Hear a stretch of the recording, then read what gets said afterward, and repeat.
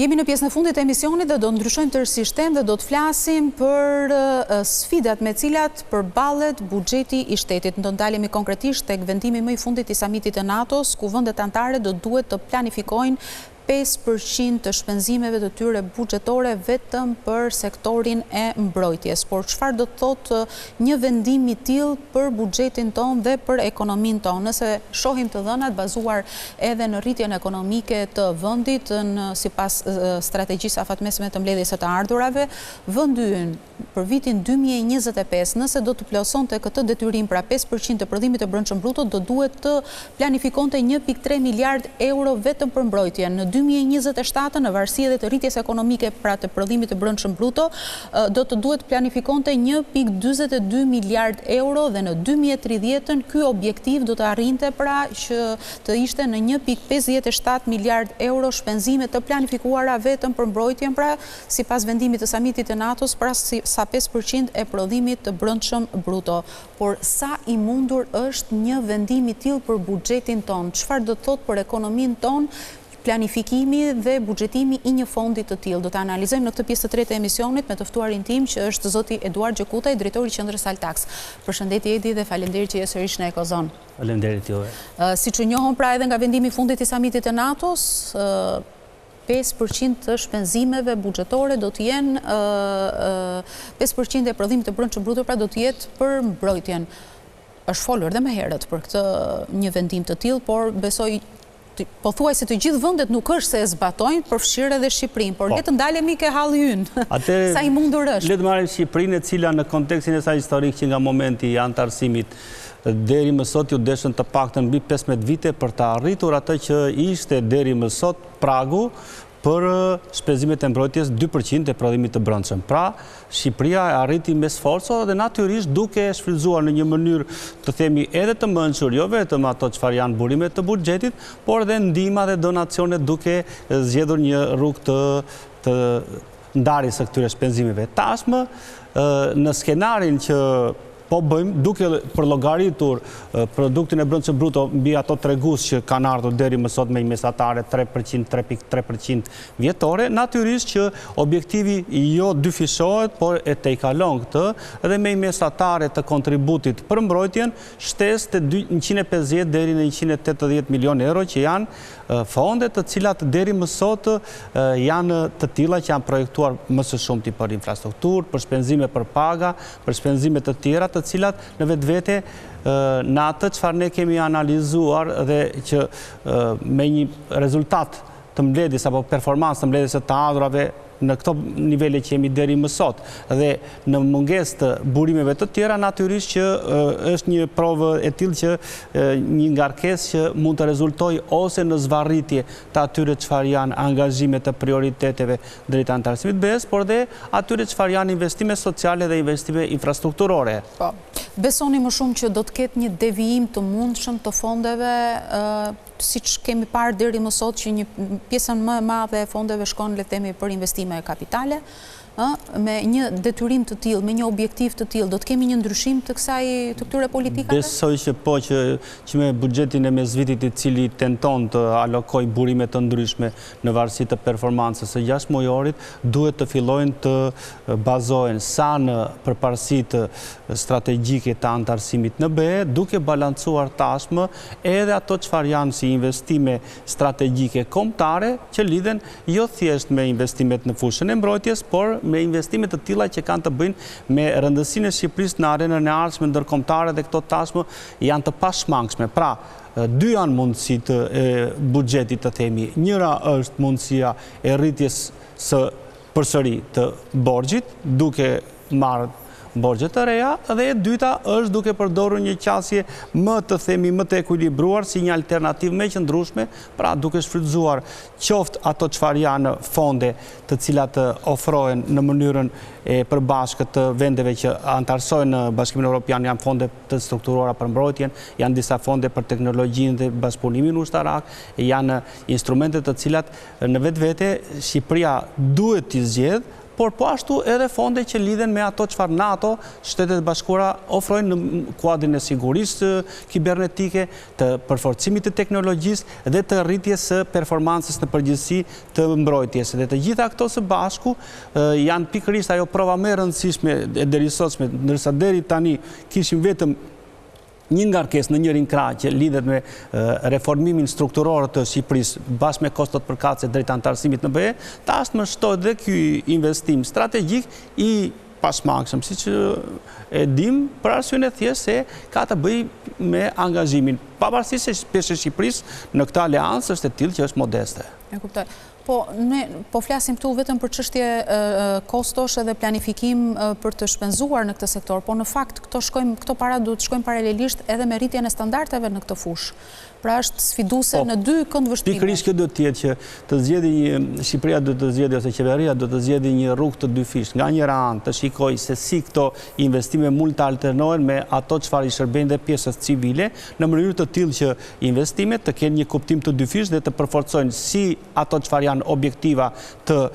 investimeve drejt antarësimit, pra të mos humbet fokusin në këtë drejtim, por nga ana tjetër plotësojnë edhe ato kuota që lidhen me pjesën strategjike. Dhe në këtë mes investimet të mundshme janë në zonat rurale, të cilat kanë të bëjnë edhe me mbrojtjen strategjike, janë me ato industri të cilat kanë të bëjnë pikërisht me teknologjinë për garantimin e mbrojtjes, por edhe me atë infrastrukturë që kërkohet nga vendet anëtare, siç ishte rasti aeroportit të Kuçovës, apo rastet të tjera që Shqipëria tashmë ka hyrë në investime si investimi Porto Romanos apo porte dhe infrastruktura të tjera të cilat mund kërkohet fonde shtesë me qëllim që nga njëra anë të ruhet një stabilitet fiskal i konsoliduar në vitet e fundit, por nga ana tjetër të zhvillohen këto dhe natyrisht të regjistrohen edhe si zhvillime strukturore në ekonominë e Shqipërisë, pasi ndikojnë në përforcimin e atyre çfarë janë nisur, por nga ana tjetër i shërbejnë dhe objektivave për përmbushjen e buxhetit të NATO-s. Edi, dakord, planifikimi i këtyre shpenzimeve një objektiv i vendeve të anëtare të NATO-s, por vendi ynë ka edhe tjera sfida. Është sektori i arsimit që kërkon investime, është shëndetësia që kërkon investime, kemi edhe mbrojtjen pra siç folëm. Sa e mundur është që të gjendet një ekuilibër investimesh në të tre këto sektor kaq të rëndësishëm dhe prioritar. Sa e mundur? Kjo do të jetë dhe shqetësimi në përgjithësi jo vetëm i qeverisë, por të gjithë politikës dhe të gjithë atyre që janë faktorë ndikues, me qëllimin që nga njëra anë kjo të mos krijojë shqetësime në Bruksel apo në ato çfarë janë objektiva që lidhen me Brukselin, pasi qasja e Brukselit nuk shkon, ose e BE-s të themi, nuk shkon detyrimisht me ato çfarë NATO-ja ka si ambicie, pasi ata nuk i mësojnë asaj konkurrueshmërisë në shpenzime të larta, në shpenzime të tilla që kanë të bëjnë me thjesht dhe vetëm me mbrojtjen. Ata kanë shpikur apo kanë fuqizuar mekanizma të cilat zhvillohen përmjet fondeve të përbashkëta dhe Shqipëria për ta ndarë të kosto, për të mos marrë një kosto shtesë për sa i përket mos devijimit nga programet sociale dhe të gjitha programet që ka zhvilluar, duke i mësuar nga njëra anë mos humbjes së fokusit, pra të vazhdojnë reformat strukturore dhe të ketë një buxhet të mirë koordinuar e mirë strukturuar, pasi edhe nga kjo arrihet të nxirret të diçka. Pra, devijimi të jetë, do ketë një devijim, besoj, për arsyeën e përmbushjes objektive, por nga ana tjetër Shqipëria mund të kërkojë edhe një konsensus të tillë që si një vend i cili ka problematika të caktuara, të ketë një disiplinë fiskale më të zbutur me qëllim që të përmbushë këto objektiva që ju përmendët. Megjithatë, ne kemi parë edhe statistikat më të fundit apo të viteve të fundit për sa i përket rritjes ekonomike në vend. Ka qenë një rritje që ka qenë në nivele 3 deri në 4%, 4.5% maksimumi. Kemi edhe së fundmi të dhënën e fundit nga Instituti Statistikave për këtë rritjen për vitin 2024, 4.5%. Kjo rritje në këto nivele, a do mundet ta balancojë këto shpenzime, po themi, në rritje dhe me këto sfidat mëdha që ka vendi? Jo, të gjitha çfarë po flasim nuk arrin dot. Sa duhet të jetë kjo rritje ekonomike që të përballojë sadopak, se ato nuk mund të përballojnë 100%. Natyrisht që duke folur për sa më shumë rritje ekonomike të kesh, aq më shumë do shtohet dhe kontributi, se janë në sinkron me njëra tjetrën, por rritja ekonomike të paktën duhet të kalojë në nivele mbi 50% të asaj çfarë është sot, që të fillojë të kuptohet të lërë një tolerancë fiskale buxhetit në mënyrë të tillë që të allokojë burime. por ndërkohë në momentin që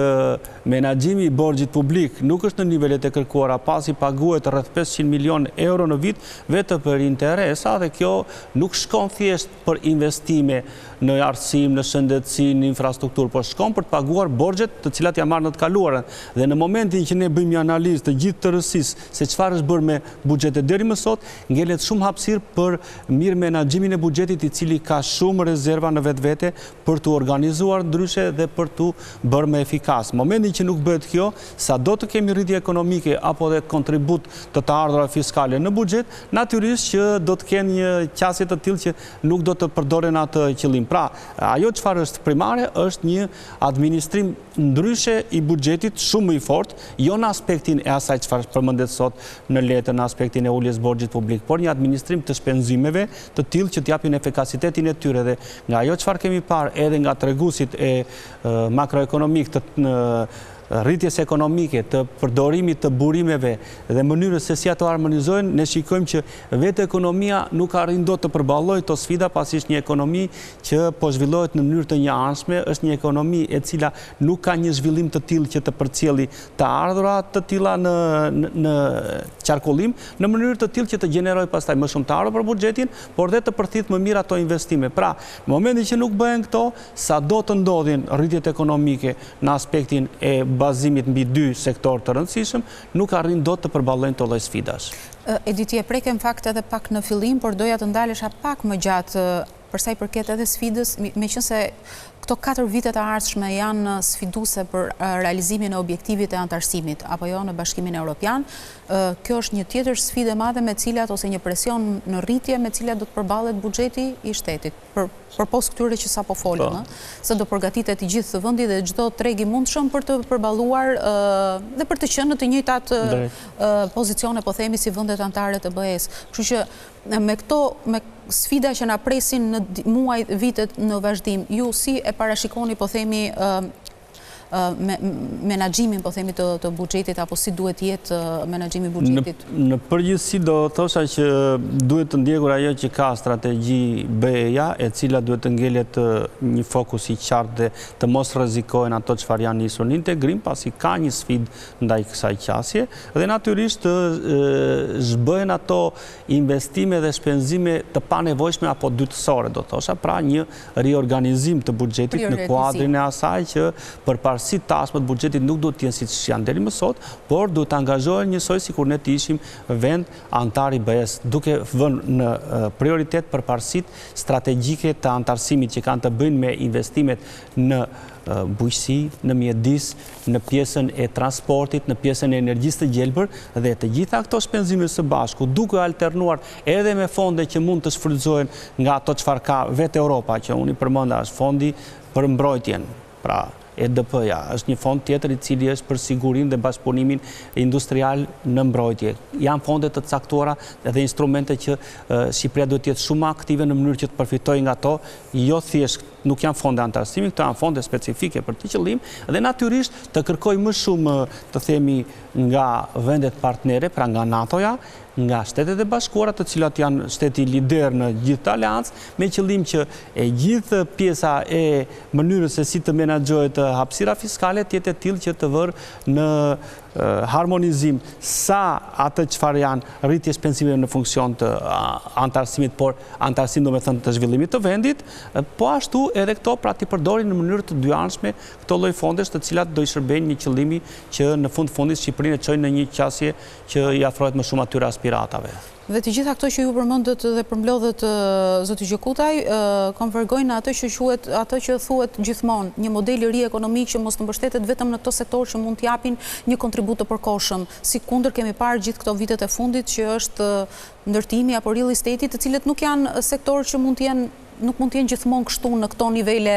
performance. Pa dyshim që po, se në analizën që shikojmë dhe 3 mujor i parë, pra është publikuar dhe 3 mujor i parë, si rritje ekonomike vazhdon trendi, të themi, pozitiv. I rritjes ekonomike po është një rritje njëanshme, siç e përdora. Nga ana tjetër, sektori i ndërtimit gjithmonë thuhet që është i rëndësishëm për arsye se ndërton kapacitete zhvillimore për vendin. Por në fakt, nëse i futemi ndërtimit, vetë ndërtimi nuk po zhvillohen për prodhimin, pra nuk po punohet të ndërtohet për prodhimin, për zhvillimin e kapaciteteve të